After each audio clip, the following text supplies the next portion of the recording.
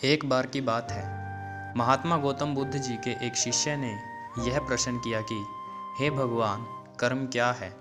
महात्मा गौतम बुद्ध जी मुस्कुराए और उन्होंने जवाब दिया, वत्स, मैं तुमको एक कहानी सुनाने जा रहा हूँ। इस कहानी के माध्यम से तुम सभी शिष्य यह समझ जाओगे कि कर्म क्या है। एक राजा था। वह अपने मंत्री के साथ देश का भ्रमण करने निकला। भ्रमण करते करते राजा और मंत्री एक बाजार में पहुंच गए। उस बाजार में राजा का ध्यान एक दुकानदार के ऊपर गया। उस दुकानदार को देखते ही राजा के मन में न जाने क्यों ये विचार आया कि मैं इस दुकानदार को कल फांसी की सज़ा दे दूं। यह बात राजा ने अपनी मंत्री को बताया। मंत्री कुछ बोले उससे पहले राजा उस दुकानदार के दुकान के सामने से आगे निकल चुके थे और दूसरी बातें करने लगे। मंत्री बहुत चिंतित हो गया। यह बात समझ नहीं पा रहा था कि दुकानदार की क्या गलती है। दुकानदार से बिना कुछ बात किए, बिना कुछ सोचे समझे महाराज ऐसा फैसला लेने के बारे में क्यों सोच रहे हैं। राजा और मंत्री भ्रमण करने के बाद राज दरबार वापस चले गए। मंत्री को रात भर नींद नहीं आई। सुबह जागने के बाद मंत्री एक साधारण प्रजा का रूप बनाकर उस दुकानदार के पास गया और उस दुकानदार से पूछा, तुम क्या बेचते हो। दुकानदार ने जवाब दिया, मैं चंदन की लकड़ी बेचता हूँ। फिर मंत्री आसपास के लोगों से दुकानदार के बारे में पूछना शुरू कर देता है।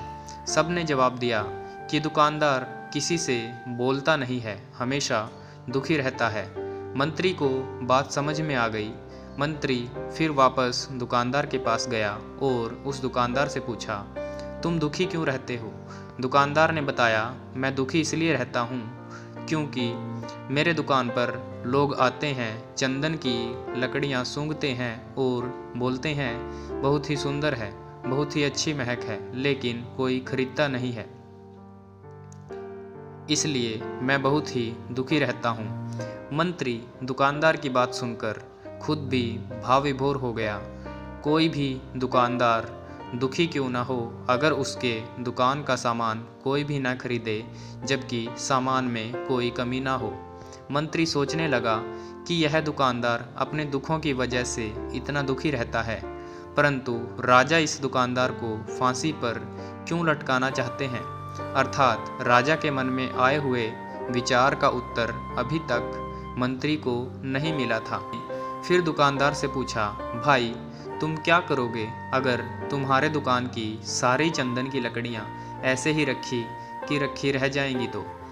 दुकानदार ने गुस्से भाव में बोला, हाँ मैं जानता हूँ मेरी चंदन की लकड़ियाँ ऐसी ही रखी रह जाएंगी, कोई नहीं खरीदेगा, इसलिए मैं सोचता हूँ कि हमारे देश का राजा जल्दी से मर जाए।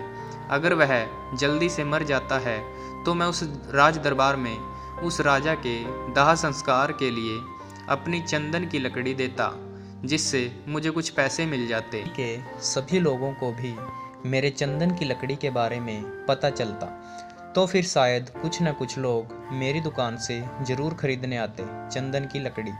मंत्री दुकानदार की बात को सुनकर सब समझ गया और उसके मन में एक विचार आया। मंत्री ने दुकानदार से चंदन की कुछ लकड़ियां खरीदी। इस खरीदारी से दुकानदार को कुछ पैसे भी मिल गए और वह थोड़ा खुश भी हो गया। मंत्री चंदन की लकड़ियों को लेकर वापस राज दरबार चला गया। राज दरबार पहुंचकर मंत्री ने उन चंदन की लकड़ियों को राजा के समक्ष रख दिया और बोला कि हे राजन, ये चंदन की लकड़ियां उसी दुकानदार ने आपको भेंट की हैं जिस दुकानदार को आप फांसी देने के लिए सोच रहे थे।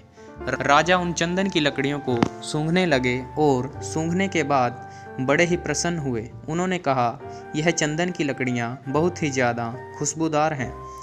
दुकानदार के इस अनोखी भेंट से राजा बहुत खुश हुए और मंत्री को कुछ स्वर्ण मुद्राएं दी तथा बोले, जाओ उस दुकानदार को ये स्वर्ण मुद्राएं इनाम में दे देना और बोलना कि आज के बाद महल में जब कभी भी चंदन की लकड़ी की ज़रूरत पड़ेगी तब तुम्हारी दुकान से ही चंदन की लकड़ी ली जाएगी। मुस्कुराने लगे और ये सोचने लगे कि अब तो राजा के मन में उस दुकानदार को फांसी देने का विचार आ ही नहीं सकता, क्योंकि अब तो हमेशा राज दरबार के लिए चंदन की लकड़ियों का इंतजाम और उसकी जिम्मेदारी उस दुकानदार को जो मिल गई है। मंत्री स्वर्ण मुद्राओं को लेकर वापस दुकानदार की तरफ चल दिया। इधर राजा इस विचार में पड़ गए कि वह दुकानदार तो बड़ा ही अच्छा इंसान है।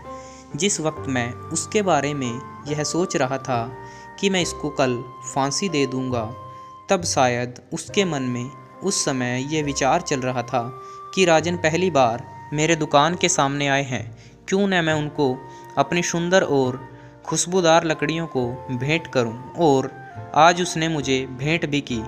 बेवजह ही मैं उसको फांसी देने के बारे में सोच रहा था।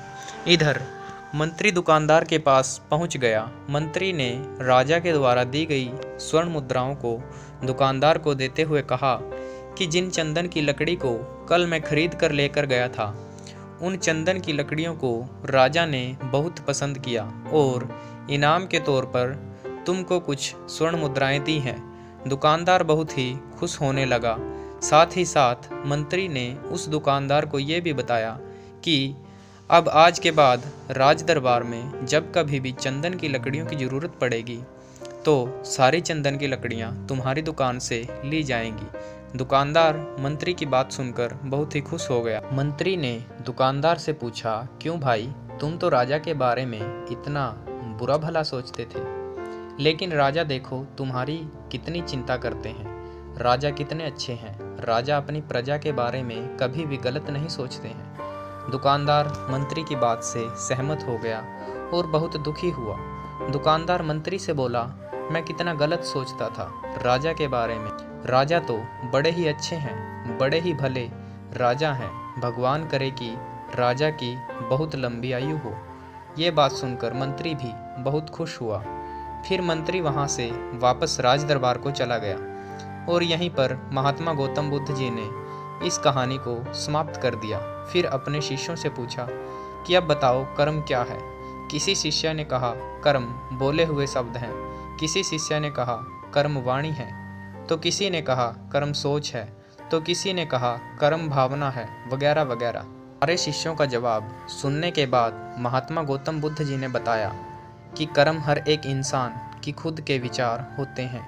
हमारे विचार जैसे रहेंगे हम वैसे ही कर्म करेंगे और उन्हीं विचारों के द्वारा दी हुई कर्म हमारे सुख और दुख के लिए उत्तरदायी होंगे। अर्थात हमारे विचार अगर गलत हैं तो हमारे द्वारा की हुई कर्म भी गलत होगी तथा इसका परिणाम भी गलत निकलेगा।